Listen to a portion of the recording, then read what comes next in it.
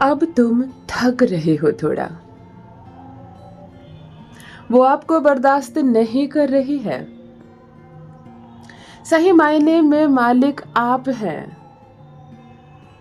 बहुत बड़ा कदम उठा लिया उसने। कोई बलगला रहा है आपको, डिस्ट्रैक्ट कर रहा है आपको आपकी मंजिल से।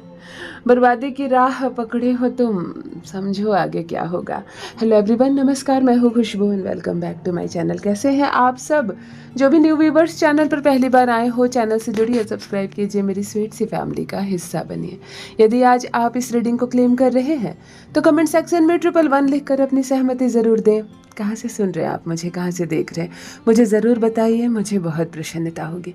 फिर लेकर आई हूँ एक चैनल मैसेज, देखते हैं यूनिवर्स आज क्या गाइडेंस दे रहे हैं आपको। कौन सा सच आने वाला है आंखों के सामने, क्या है जो आज आप जानेंगे स्वयं अपने ही बारे में। ऑलराइट, माँ आदिशक्ति दुर्गा भवानी की कृपा बरसे आप पर, आपके परिवार पर। हनुमान जी महाराज की कृपा बरसे आप पर, आपकी फैमिली पर। आई होप आप सब स्वस्थ हो, मस्त हो, सुखी हो, सुरक्षित हो।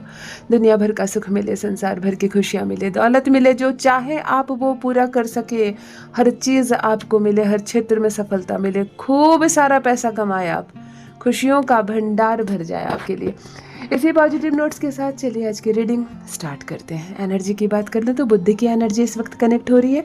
एक बिल्कुल नया मकान बन रहा है, अभी वर्क लगा हुआ है, मतलब ईंटें वगैरह दिख रहे हैं, अभी प्लास्टर भी नहीं हुआ, शायद उसका जो पटरे लगाते हैं ना वो भी नहीं खुला है। एक बिल्कुल नया मकान बन रहा है, या तो घर के ऊपर की छत पे एक और रूम बन रहा है आपका, किसी का तो मकान बन रहा है। ये एनर्जी आ रही है यहाँ पे, बिल्कुल न्यूली, अभी बन ही रहा है, कंप्लीट भी नहीं हुआ है।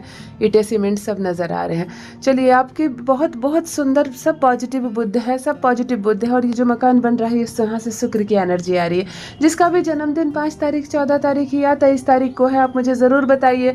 बुद्ध की पॉजिटिव एनर्जी रिसीव कीजिए, तुलसी घर में ज़रूर लगाइए। जिनके भी घर में तुलसी नहीं है, पूर्व दिशा में ईशान कोण में तुलसी रखिए और प्रतिदिन उसकी पूजा कीजिए। समृद्धि आएगी आपके घर। बुद्ध, प्योर बुद्ध है तुलसी, उसके पत्ते ज़रूर खाइए, ज़रूर खाइए आप। और शुक्र की पॉजिटिव एनर्जी रिसीव कीजिए। जिसका भी बर्थडे 6 तारीख, 15 तारीख या 24 तारीख है, आप शुक्र वाले लोग हैं, बड़े सुंदर लोग हैं आप लोग, बहुत प्यारे लोग हैं। आपसे तो दुनिया चलती है, आपसे घर चलता है। कैसे बात करना है, कैसे चीज़ों को मनवानी है, कैसे सब कुछ चलाना है, आपको मालूम है। शुक्र है तो सब कुछ है। शुक्र की इस पॉजिटिव एनर्जी को रिसीव कीजिए। फर्स्ट डाउनलोड आ चुका है यहाँ पे। अब थक रहे हो तुम, महसूस कर रहे हैं आप ऐसा कि मैं थक गया हूँ। थके नहीं हो, आपको थोड़ा सा हौसले की ज़रूरत है, अभी आपको थोड़ा सा मोटिवेशन की ज़रूरत है।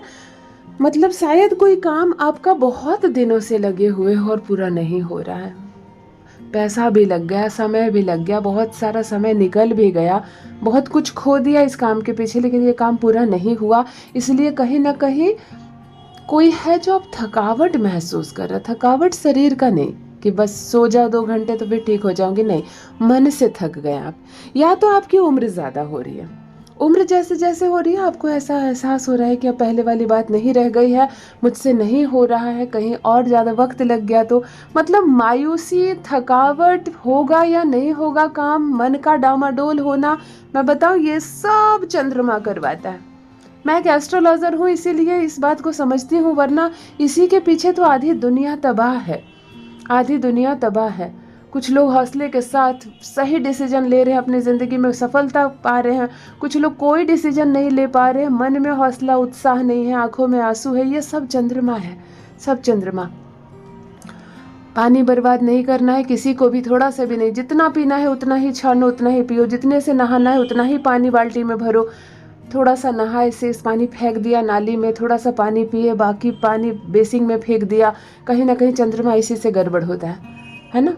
पैसे को संभाल कर रखो, सहेज कर रखो, चिल्लर और नोट मिलाकर मत रखो, और पानी को बर्बाद मत करो। नहाने के पानी में गुलाब जल डालकर नहाया करो, और थोड़ा सा चांदी, सिल्वर जो है थोड़ा सा अपनाओ अपने जीवन में। चंद्रमा बैलेंस रहेगा तो दुनिया जीत लोगे। और थकावट महसूस मत करो, जो काम नहीं हुआ है अब तक आपसे, अब होगा।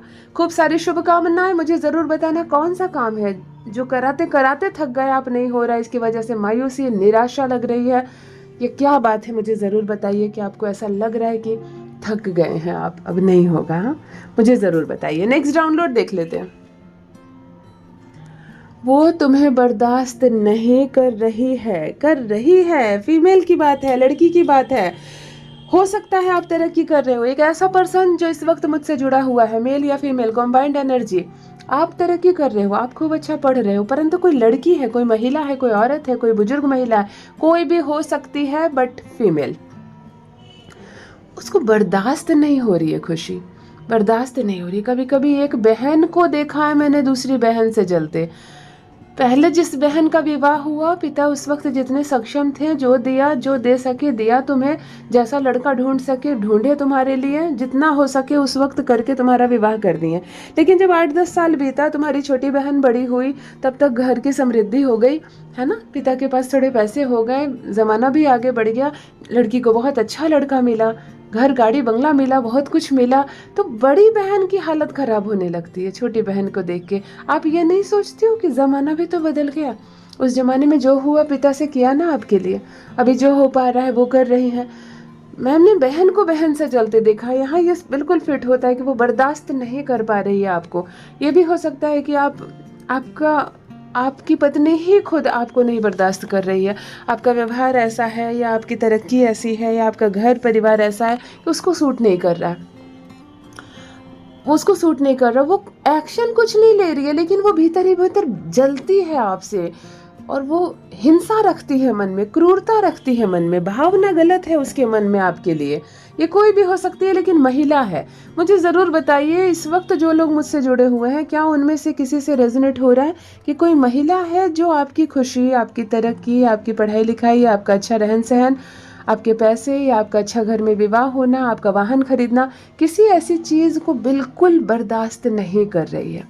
जिनसे रेजोनेट हो कमेंट में लिखिए ज़रूर। और एक बात है, इस तरह के लोगों पर उतना ध्यान मत दीजिए, ध्यान दीजिए अपने कर्म पर, जिसका फल आपको मिलेगा। इस तरह के लोग जलते हैं तो जलने दीजिए, चाहे वो मित्र हो, बहन हो, चाहे आपका कोई परिवार के सदस्य हो, रहने दीजिए उसको अपने स्थान पर। ऑलराइट, नेक्स्ट डाउनलोड देख लेते हैं।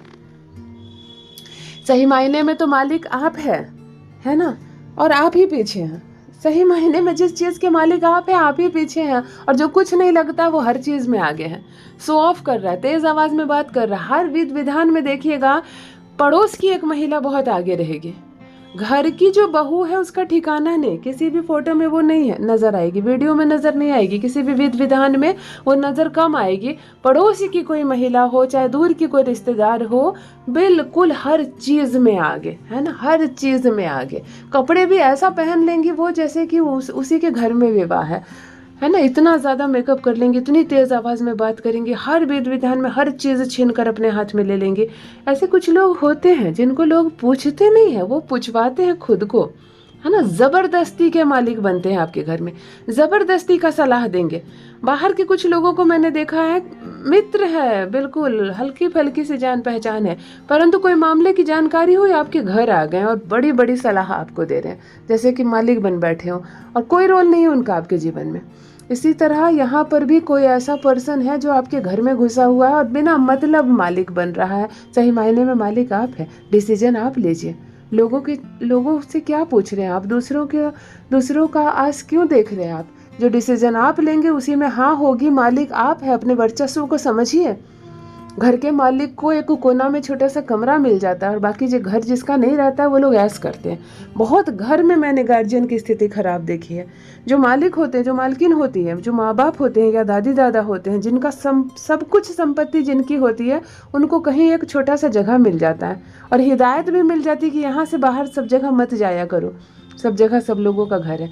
वास्तव में मालिक वो है, तुम लोग भागो यहाँ से, है ना। मुझे बहुत बुरा लगता है कि जो चीज़ इंसान अपने पूरी ज़िंदगी मेहनत करके जिस चीज़ को खड़ा करता है, वहीं उसे एक छोटा सा जगह मिल जाता है ना, ज़्यादा बोलने का भी हक नहीं मिलता है। मालिक आप है तो अपने मालिक होने को, वर्चस्व को समझिए, सही डिसीजन आप लीजिए, निर्णय आप लीजिए, कोई और नहीं बोलेगा इस मामले में। जिससे रेजोनेट हो कमेंट में लिख कर बताइए ज़रूर। नेक्स्ट डाउनलोड देख लेते हैं। बहुत बड़ा कदम उठाया आपने, बहुत बड़ा कदम उठा लिया, एक डिसीजन ले लिया आपने। लोगों ने सोचा नहीं था, उम्मीद नहीं की थी आपसे इतना बड़ा कदम उठाओगे, लेकिन उठा लिया। उठाए हो तो सोच समझ कर उठाए होगे, है ना। कोई ऐसा पर्सन इस वक्त मुझसे कनेक्ट है मित्रों, जिसने अभी अभी अपने जीवन में एक निर्णय लिया, एक कदम आगे बढ़ाया।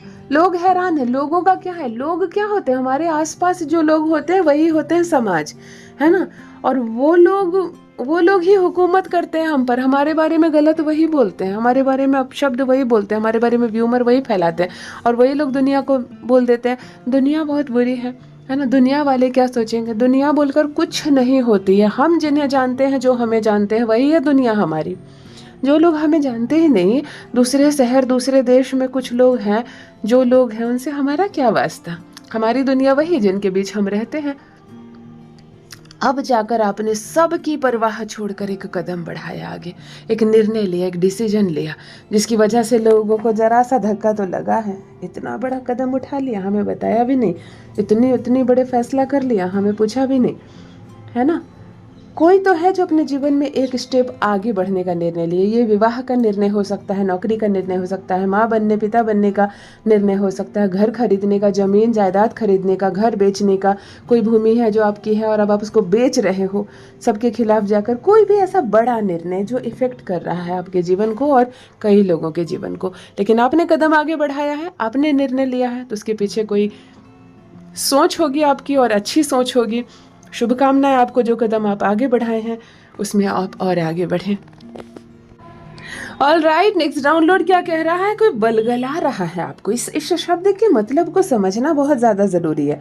बलगला रहा है आपको यानी डिस्ट्रैक्ट कर रहा है, कोई आपको आपके लक्ष्य से अलग कर रहा है, कोई गलत चीज़ें दिखा रहा है आपको। वास्तव में सामने वो चीज़ है नहीं, लेकिन सामने कुछ और है, कान में कुछ और बोला जा रहा है ना। इसे हम बलगलाना कहते हैं, है ना। डिस्ट्रैक्ट कर रहा है, बेवकूफ़ बनाने की कोशिश कर रहा है। जो सच सामने है वो चाह रहा है कि इस सच को आप देखें ही नहीं, अगर देख भी ले तो माने नहीं।